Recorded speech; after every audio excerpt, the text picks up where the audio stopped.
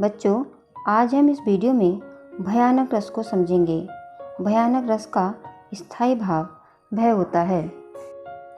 भयानक रस की परिभाषा इस प्रकार है। किसी भयानक अथवा अनिष्टकारी वस्तु या व्यक्ति को देखने, उससे संबंधित वर्णन सुनने, स्मरण करने से मन में जो व्याकुलता उत्पन्न होती है उसे भय कहते हैं।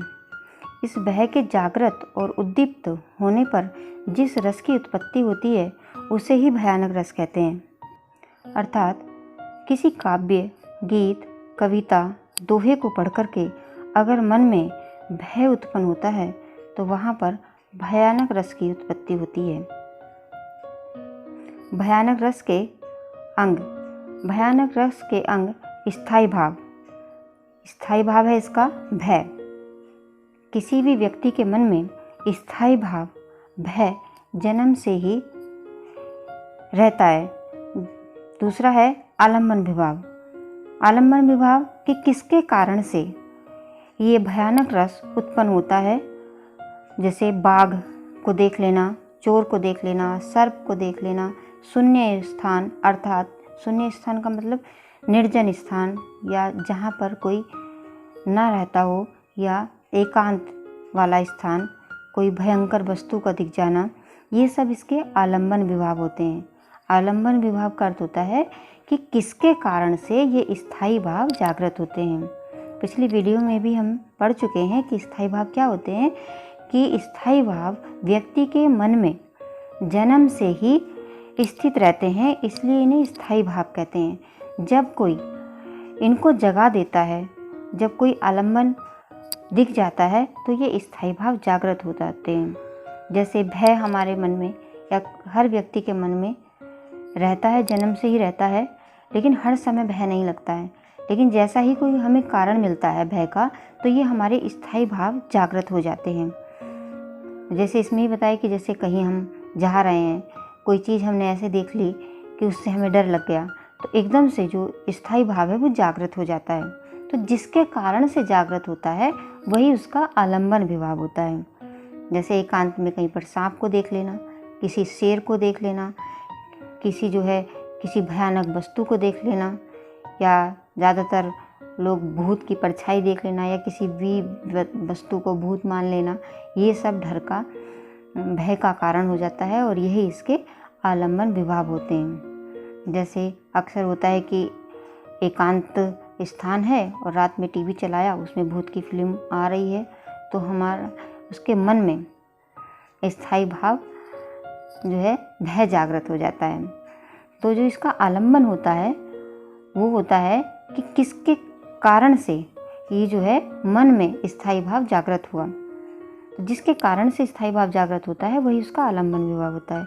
उद्दीपन होता है कि जो उसको स्थायी भाव को और अधिक जो है तीव्र कर देते हैं, बढ़ा देते हैं, जिसके कारण से वो डर हमें जो है और अधिक बढ़ जाता है। जैसे कोई वो बच्चा फिल्म देख रहा है और अगर मम्मी पापा के साथ देख रहा है तो उसे इतना डर नहीं लगेगा, लेकिन अगर अकेला है तो उसे और डर लगेगा। अगर उस समय और लाइट भी भाग जाती है, भूत की फिल्म चल रही है और लाइट भाग जाती है, तो उसका जो है डर और अधिक बढ़ जाएगा।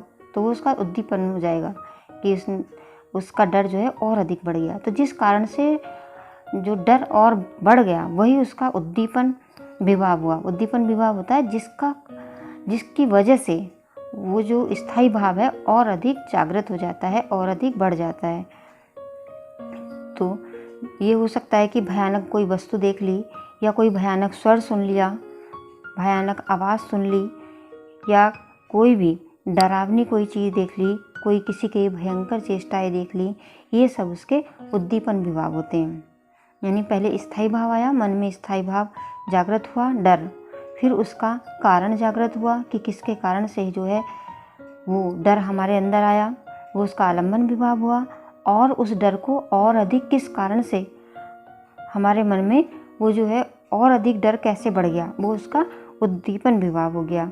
अनुभव क्या होता है? अनुभव में कि अब जब डर बिल्कुल हमारे मन में जागृत भी हो गया, उसका कारण भी मिल गया, और किसी वजह से जो है वो डर और अधिक भी बढ़ गया, तो अब हमारे शरीर पर वो किस तरह से दिखाई देगा कि अब स्थायी भाव इस व्यक्ति के अंदर जो भय है वो बिल्कुल जो है जागृत हो चुका है। तो क्या होगा, डर के मारे कांपने लगेंगे, पसीना छूटने लगेगा, मुंह सूखने लगेगा, किसी प्रकार की चिंता होने लगेगी या रोमांच होने लगेगा, मुंह कभी कभी बेहोश भी हो जाएंगे, यहाँ से भाग जाएंगे, स्थान छोड़ के भाग जाएंगे, पलायन कर लेंगे और ज़्यादा हुआ तो रोने भी लगते हैं। तो ये उसके अनुभव होते हैं। अनुभव का अर्थ होता है कि वो चीज़ उस व्यक्ति पर दिखाई देती है, उसे देखते ही पता चल जाता है कि इस व्यक्ति के अंदर ये रस जो है अब प्रभावी हो गया है। अगला है संचारी भाव। संचारी भाव में उस व्यक्ति के अंदर दैन्यता आती है, संभ्रम होने लगता है, भ्रम होने लगता है, चिंता होने लगती है, मोह होने लगता है, किसी वजह का डर त्रास आने लगता है। ये उसका संचारी भाव होता है। इसको और अच्छी तरह से समझने के लिए इसका एक उदाहरण देखते हैं। एक और अजगर ही लखी, एक और मृगराय, बिकल बटोही बीज ही परियो मूर्छा खाए। यहाँ पर एक बटोही अर्थात एक जो राहगीर जा रहा है जंगल में और उसे जो है एक और क्या दिख जाता है, अजगर दिख जाता है। वो उससे डर करके भागना चाहता है तो दूसरी ओर उसने देखा कि शेर खड़ा हुआ है। अब सोचिए ऐसी हालत में उस व्यक्ति की क्या हालत हो गई होगी कि एक तरफ अजगर है और दूसरी तरफ भागा तो बेचारा शेर खड़ा हुआ है। दोनों तरफ से ही जो है डरावनी चीज़ है। तो यहाँ पर इस दोहे को पढ़ते पढ़ते ही जो सुन रहा है उसके मन में भी थोड़ा सा भय जागृत हो गया होगा कि एक और सांप। अब सोचिए, कल्पना करिए कि ऐसी स्थिति हो कि आप कहीं पर जा रहे हैं और वहाँ पर जो है एक और सांप और वो भी अजगर सांप और दूसरी ओर उससे भागे डर के तो दूसरी ओर शेर खड़ा हुआ है। तो सोचो उस व्यक्ति की कैसी हालत होगी। तो जो बच्चे महसूस कर सकते हैं वो इस समय भी वो उनके मन में स्थायी भाव जागृत हो जाएगा। और दूसरा है स्पष्टीकरण। अब इसका स्पष्टीकरण जान लीजिए कि यहाँ पर मार्ग में जाने वाला बटोही, बटोही का अर्थ होता है राहगीर, जो रास्ते पे जाता है उसको बटोही भी कहते हैं। यहाँ पर बटोही का भय जो है वो स्थायी भाव है, जो डर गया, जो उसके मन में शेर और अजगर को देख करके जो अंदर भय जागृत हुआ, स्थायी भाव जागृत हुआ, भय। और यहाँ पर अजगर एवं सिंह, इसका क्या हुआ, आलंबन हुआ। यानी किसकी वजह से वो भय जागृत हुआ, किसकी वजह से हुआ। अगर वो रास्ते में सीधा सीधा जा रहा होता और उसे अजगर और सिंह, शेर ना मिलते तो भय जागृत ही नहीं होता का। तो कारण कौन बना, अजगर और शेर उस भय का जो है कारण बन गया। तो ये उसका आलंबन भय हुआ। अजगर और सिंह का दोनों ओर से घेरना उद्दीपन हो गया। चलो ये भी सही था कि एक और सांप खड़ा हुआ, वो बेचारा डर के भाग जाता, लेकिन तो इतना डर उसे नहीं लगता। लेकिन ये डर उसका और अधिक तब बढ़ा जब दूसरी तरफ उसने देखा कि शेर खड़ा हुआ है। तो ये जो हुआ, जिसकी वजह से जो डर और अधिक बढ़ गया, वो क्या हुआ, उसका उद्दीपन हो गया। तो उद्दीपन क्या होता है कि जिसकी वजह से डर बहुत अधिक बढ़ जाता है, वही उद्दीपन होता है। तो अजगर और सिंह का दोनों ओर से घेर लेना बेचारे को, वो क्या हो गया, उद्दीपन हो गया। अब पथिक का विकल या मूर्छित हो जाना, अब जब उसके अंदर और अधिक भय उत्पन्न हो गया, उसका कारण भी मिल गया और जो है तीव्रता भी आ गई भय की, तो उसके शरीर पर क्या वो दिखाई दिया प्रभाव कि इसके अंदर जो है भय जागृत हुआ। तो वो विकल हो गया, व्याकुल हो गया। राहगीर जो था व्याकुल हो गया, घबरा गया और उसे कुछ सूझा नहीं, तो वो इतना डर गया कि वो मूर्छित खा करके ज़मीन पर गिर गया। तो ये हुआ उसका अनुभव।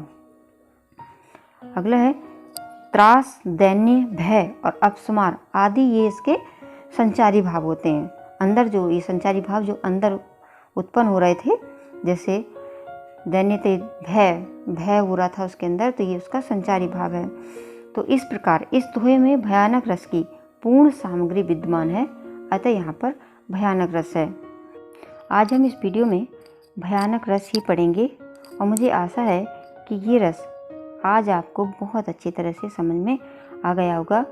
और अगर समझ में आ गया है तो इस वीडियो को अपने मित्रों के साथ शेयर कीजिए ताकि उनको भी इस वीडियो का कुछ लाभ मिल सके।